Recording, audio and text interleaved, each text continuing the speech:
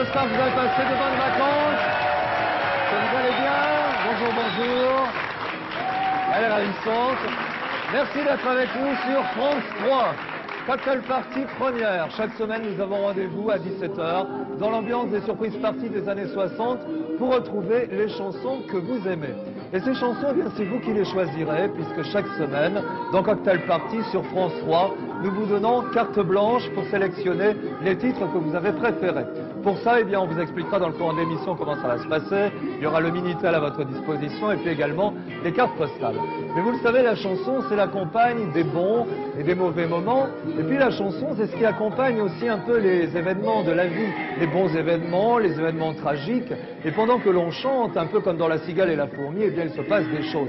Il s'est passé des événements dans le Nord, dans le Pas-de-Calais, en Belgique. Et nous retrouverons des documents d'archives, puisque cette émission est préparée avec le concours de la Vidéothèque régionale de l'INA, qui nous permettra justement eh bien, d'évoquer ce qui s'est passé dans nos régions depuis 1950. Alors, le meilleur moyen de faire connaissance avec l'émission, c'est de rentrer tout de suite dans le vif du sujet. Il y aura beaucoup de variétés, et on va accueillir trois belles jeunes filles qui viennent de Dreux. Histoire de filles, tel est le nom du groupe. Histoire de filles, c'est aussi le nom de la chanson. Et moi, je connais plus d'un jeune homme qui aura envie de partager une belle histoire avec elle. Histoire de filles, première chanson de Cocktail Party.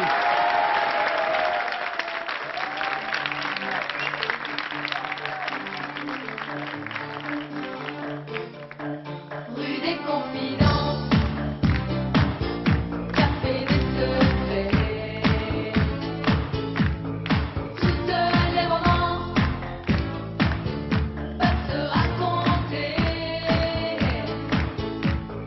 Ça reste entre nous, mais ça nous fait rêver. C'est une histoire de fille, une histoire de fille sous le sceau du secret. Il suffit d'un sourire, d'un geste ou d'un regard. On se comprend de se dire ce que l'on veut savoir. Et les garçons restent en dehors. C'est l'envers du décor. C'est une histoire de fille, une histoire de fille sous le sceau du secret.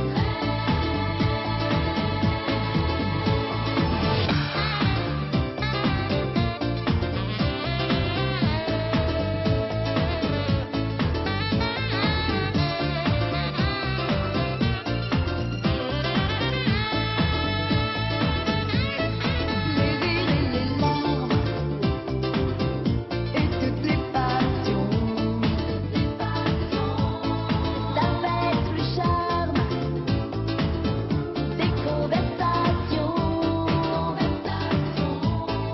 Même à demi-mot, quel bonheur de parler. C'est une histoire de fille, une histoire de fille sous le sceau du secret. Il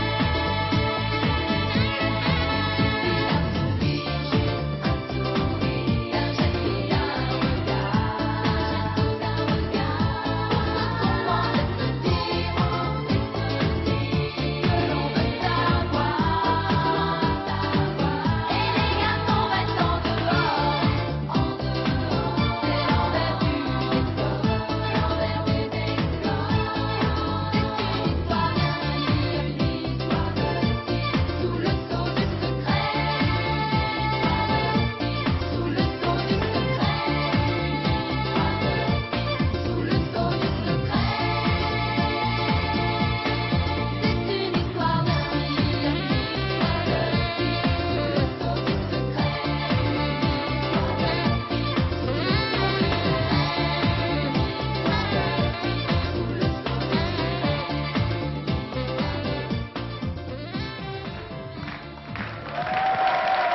Histoire de filles, première chanson de Cocktail Party. Il y en aura beaucoup d'autres. Il y aura votre programme et puis il y aura comme ça des jeunes talents qui viendront dans cette émission. Histoire de filles, elles vont bientôt sortir leur premier album. On en parlera beaucoup. Je pense que ça a plu au public et j'espère que ça vous a plu également chez vous. Alors on va tout de suite passer à votre programme. Vous avez été nombreux à voter par Minitel au cours de cet été. Christiane à la vasque, je prends un petit programme, je ferme les yeux Voilà. Et sur ce programme, eh bien, nous allons trouver 3 chansons que nous allons découvrir dans quelques minutes. Et tout à l'heure, à la fin de l'émission, si vous vous reconnaissez, vous nous appellerez au 20 30 89 00. Et comme on est dans l'époque de la rentrée des classes, on vous offre cette semaine le Petit Robert 1 et 2 qui vous permettront de faire quelques révisions avant la rentrée. Dans cette émission, nous aurons également des invités, des personnalités qui ont marqué l'histoire de la télévision et qui viendront nous raconter quelques souvenirs qu'ils ont dans le Nord. Aujourd'hui, on va accueillir quelqu'un qui symbolise vraiment l'histoire de la télévision française. Il a tout fait, producteur, réalisateur, présentateur, carrière, succès à la télévision, mais aussi au cinéma, avec talent et gentillesse. C'est le parrain de l'émission, je vous demande de l'applaudir, Monsieur Pierre Tchernia. Merci d'être venu. Je suis content. Comment? Je disais, je suis content, heureux.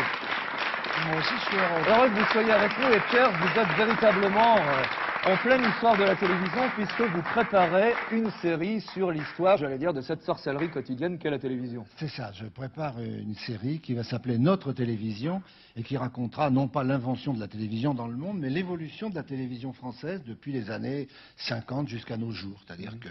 50, c'est à peu près l'an 1 de la Ben, télévision. je pense, moi, personnellement, que la date de création de la télévision, c'est le 2 juin 53.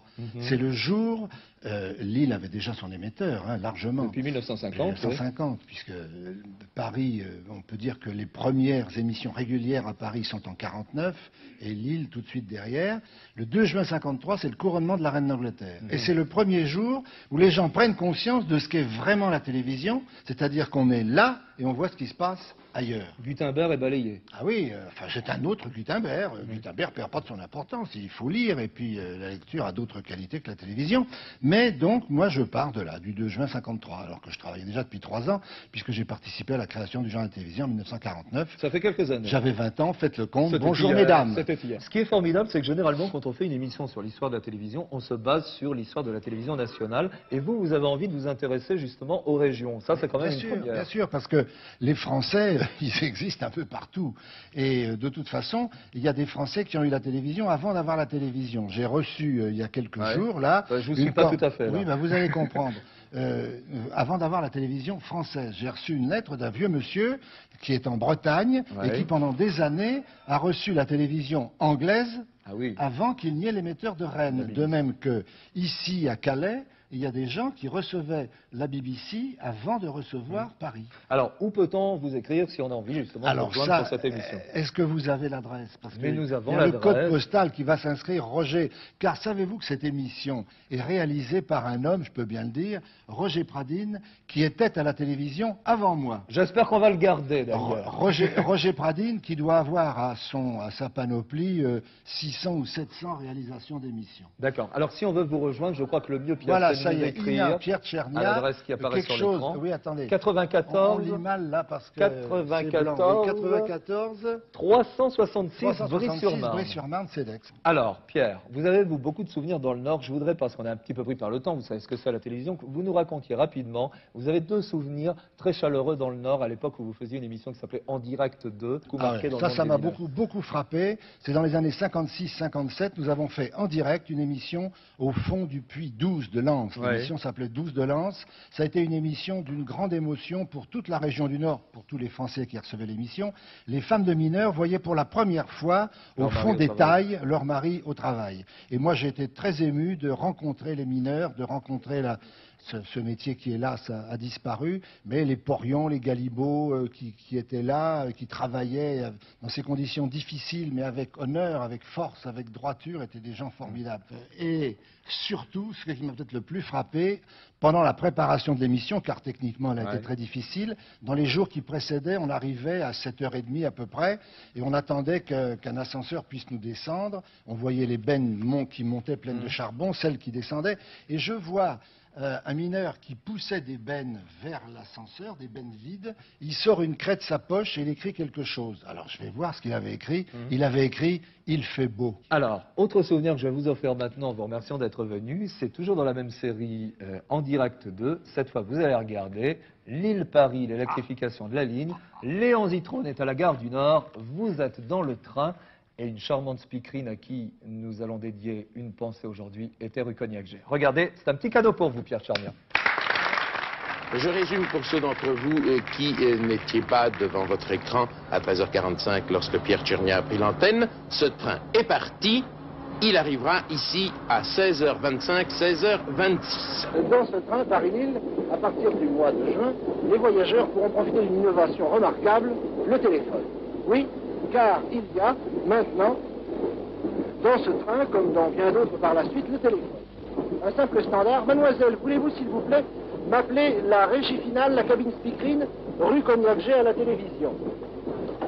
Et le voyageur qui se trouvera dans le train, l'industriel de Lille ou de Paris, qui sera en train de voyager, pourra tout simplement appeler son bureau, ou appeler un de ses collaborateurs, ou appeler aussi bien New York que Tokyo, car la ligne radiotéléphonique est branchée sur un standard interurbain à Paris qui permet d'appeler. Allô? Est-ce que vous avez maintenant la communication? Allô? Oui, Allô, la rue Cognac-G? je vous entends, mais assez mal. Allô, Jacqueline? Ah, là, je vous entends parfaitement, oui. C'est Tchernia. Bonjour, bien Tchernia. Écoutez, je suis dans le train En Marche, dans la direction de Lille vers Paris. Oui, Et nous sommes en train de faire une expérience qui est intéressante sur le plan de la télévision. Est-ce que les images que vous recevez sont bonnes? oui, très bonne. Est-ce que le temps est beau à Paris? Ah oui, c'est un temps merveilleux. Ah bon, nous avons un peu de brume. Ah, et vous, est-ce que vous faites un bon voyage? Ah, nous faisons un voyage très agréable. Bon. Et surtout, nous allons maintenant avoir l'occasion dans un instant de pénétrer en direct dans la cabine du conducteur de ce train. Je vous remercie, à tout à l'heure, À tout Jacqueline. à l'heure, bien Tchernia. Au revoir. Au revoir. Et voyez-vous comme c'est simple, d'un train en marche, on peut tout simplement appeler quelqu'un n'importe où. Et cela est dû à des techniciens français qui se sont penchés sur le problème. Alors, vous avez compris le principe de notre émission. On Oui, choisit oui, des oui, chansons. oui. Quelle est vous votre chanson préférée? Oh, mes chansons préférées. Une. J'aime pas Allez, la une, chanson. un titre. Une chanson, une chanson de Trenet, une chanson de Brassens, de Barbara, des frères Jacques, de tous les grands eh ben, chéris. vous allez pouvoir jouer avec nous. Vous savez que c'est très simple. Pour jouer les téléspectateurs, on a adapté dans cette émission le principe des disques demandés. Donc, on utilise tout simplement le Minitel en tapant 3615 code FTV3 et là, vous choisissez. C'est très simple. Mais non, mais c'est toujours pareil à la télévision. Et si on n'a pas de Minitel, on fait comment? On prend celui du bureau ou alors on va frapper chez la voisine? Vous avez bien, je sais pas moi, une boîte aux lettres près de chez vous. Mais oui, monsieur, on a une boîte aux lettres. Eh ben, vous nous enverrez une carte postale, cocktail party, France 3, 36 boulevard de la Liberté, 59024, Lille Cedex. C'est tout simple. Allez, on va tout de suite passer justement au premier document avant d'écouter la première chanson. Dans un instant, ce sera celle des surfs. Ce premier document, il nous emmène en plein cœur de l'année 1963. Cette année-là, eh bien, notre région prend véritablement son envol grâce à l'inauguration de l'aérogare de Lille-Léquin, dont les bâtiments datent de 1937. Regardez ces souvenirs. Et oui, s'il faut attendre effectivement octobre 1963 pour que l'aérogare de Léquin soit officiellement inauguré, c'est effectivement dès 1937 que l'aérodrome de Lille-Léquin voit le jour avec au départ une vocation militaire. En 1946, après la Seconde Guerre mondiale, l'État décide de faire de l'aérodrome militaire un aérodrome civil. L'OTAN aménage le terrain en 1953 mais le laisse à sa destination civile. En 1960, l'OTAN se désintéresse de l'aérodrome et la Chambre de commerce et d'industrie de Lille-Roubaix-Tourcoing demande et obtient un arrêté d'autorisation d'occupation temporaire de l'aérodrome. Ainsi, en octobre 1963, on peut couper officiellement le ruban inaugural de Lille-Léquin. En 1963, c'est également dans les surprises parties la pleine époque des groupes. Souvenez-vous quelques noms, les Moustiques, les Problèmes, les Chaussettes Noires, les Chats Sauvages, je pourrais en citer beaucoup d'autres. Du rock pur et dur, made in America, jusqu'au rock BC-BG, ça existe aussi dans les surprises parties du 16e à l'époque. À ce moment-là, il y a également un groupe qui fait véritablement l'unanimité. 3 garçons, 2 filles. Les Surfs, vous vous en souvenez très très certainement, avec cette chanson que vous avez choisie, première chanson de votre programme. Elle date de 1963 et elle a pour titre Dam Dam Didoum, les Surfs.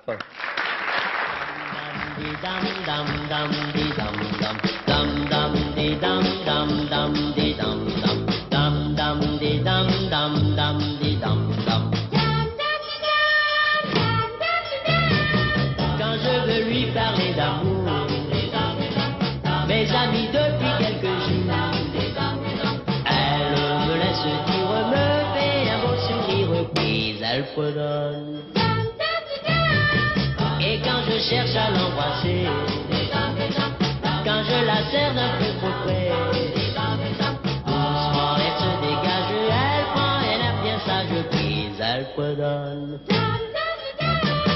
Je sais bien ce qu'elle veut, mais en vérité, je suis trop jeune pour me marier. Oh non, je ne me vois pas du tout à l'église avec la corde au cou. Rien à faire pour la raisonner. Elle ne veut même pas m'écouter. Pour bien me faire comprendre qu'elle ne veut plus attendre, elle me fredonne. Dam dam di dam dam dam di dam dam dam dam di dam dam dam di dam dam. Mais je ne peux pas m'en passer. Alors adieu la liberté. Demain quand je la verrai, je sais que je répondrai. Dam dam di dam. Dam dam di dam.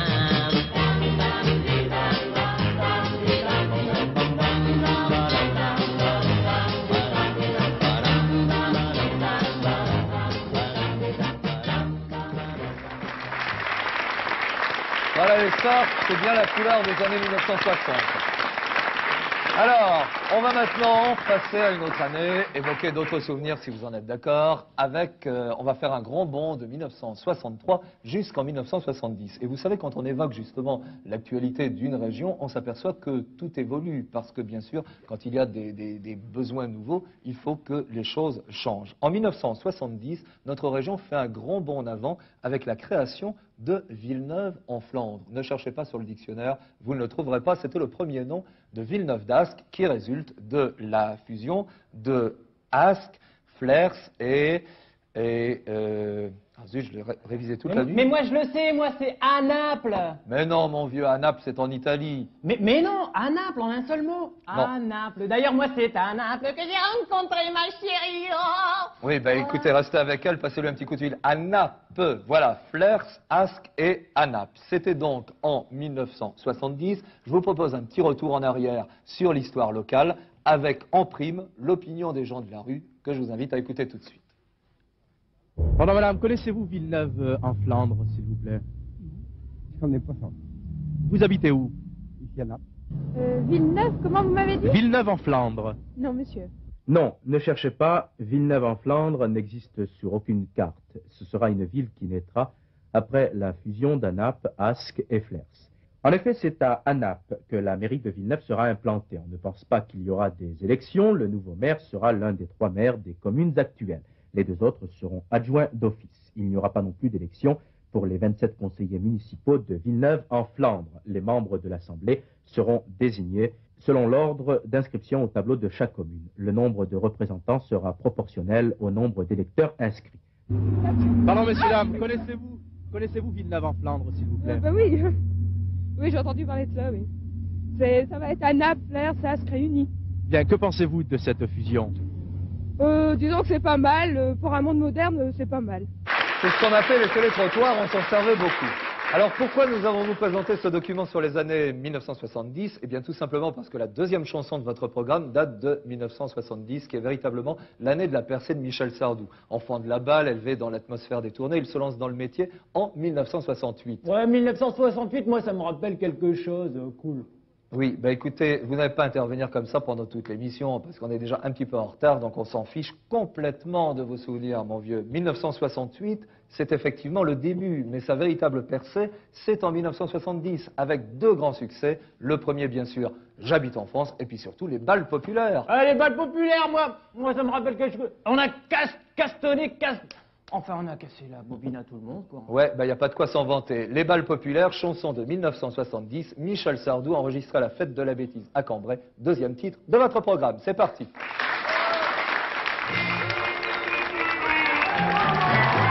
Dans les balles populaires, l'ouvrier parisien, la casquette arrière tourne bien.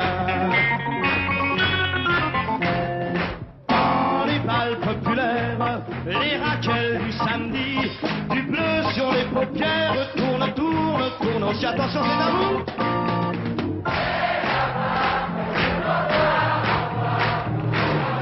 On est là pour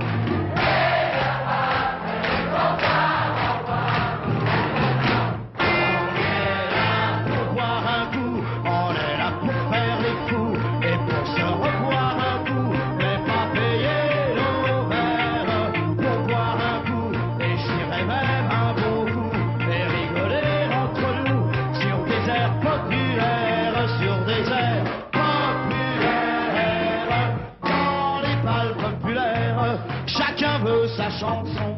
L'orchestre oscille ses paires, ça tourne plus ou moins rond. Dans les balles populaires, quand le barman s'endort, même après la dernière, ça tourne encore. Mais là-bas, près du comptoir en bois, où on ne danse pas.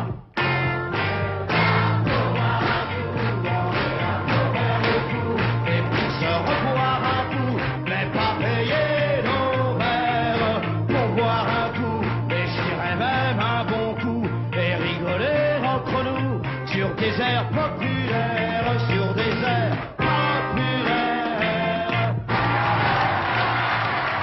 Voilà Michel Sardou, les balles populaires, deuxième titre de votre programme. Je pense que vous êtes maintenant reconnu, vous pourrez nous téléphoner dans quelques minutes. On va passer dans un instant au troisième document. Le troisième document, il est important sur le plan de la télévision. C'est l'année 1964 et c'est cette année-là que les habitants de la région ont pu enfin capter la deuxième chaîne. Et l'ORTF a lancé, quelque temps après, un sondage dans les rues pour essayer de baptiser cette deuxième chaîne, pour lui donner un autre nom. Et François Paoli était parti à la rencontre des téléspectateurs pour recueillir justement leurs propositions. Petit flashback en arrière, regardez, écoutez. En 1964, les téléspectateurs nordistes reçoivent à leur tour la deuxième chaîne grâce à l'installation de cette antenne gigantesque au sommet de l'émetteur de Bouvigny, la deuxième chaîne qui a déjà un an. En 1964, la ville de Boulogne-sur-Mer est choisie pour accueillir le premier festival régional de l'ORTF, vaste confrontation de tous ceux qui font la télévision en province ou à Paris. On est très loin de France 2 et de France 3, mais on cherche déjà des noms plus originaux que première et deuxième chaîne, et vos idées sur le sujet ne manquent ni d'humour, ni d'imagination. Madame, l'ORTF a décidé de baptiser ses premières chaînes de télévision en noir et blanc et deuxième chaîne de télévision en couleur. Elle va organiser un concours référendum. Alors je vous pose la question comme ça, brûle pour point. Comment aimeriez-vous que la première chaîne de télévision en noir et blanc et la deuxième chaîne de télévision en couleur soient baptisées? Eh bien le printemps, parce que le printemps c'est la saison où il y a des fleurs et tout est en couleur. Je trouve que c'est la plus belle, le plus beau nom qu'on puisse dire, le printemps. Ça c'est pour la télévision en couleur? Oui, en couleur. Et pour la première chaîne? Ah, la première chaîne, monotone. Monotone? Oui, parce que c'est noir et blanc, alors c'est pas très, très gai. Merci.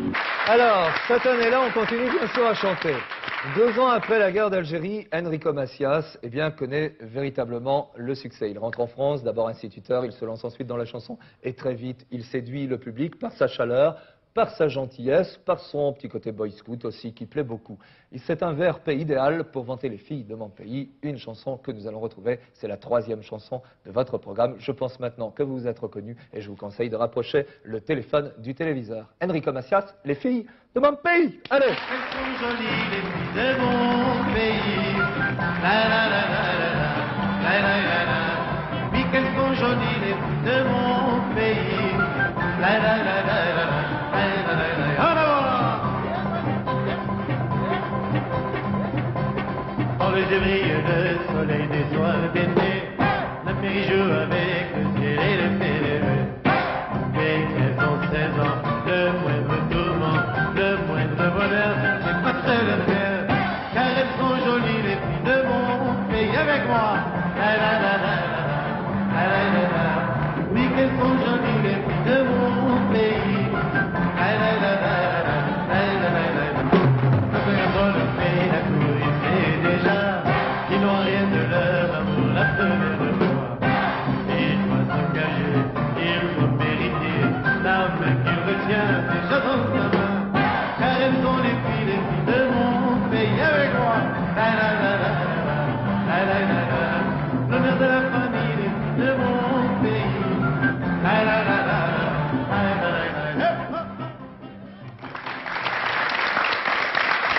Voilà, Enrico, les filles de mon pays. Alors maintenant, vous connaissez le programme, les surf, Michel Sardou, Enrico Macias. Si c'est votre programme, j'espère que vous avez retenu les événements d'actualité dont nous avons parlé. Vous avez maintenant 3 minutes pour composer le 20 30 89 00, où j'aurai le plaisir de vous accueillir en direct dans quelques minutes et de vous offrir, le cas échéant, le petit Robert 1 et 2. Pour vous laisser le temps.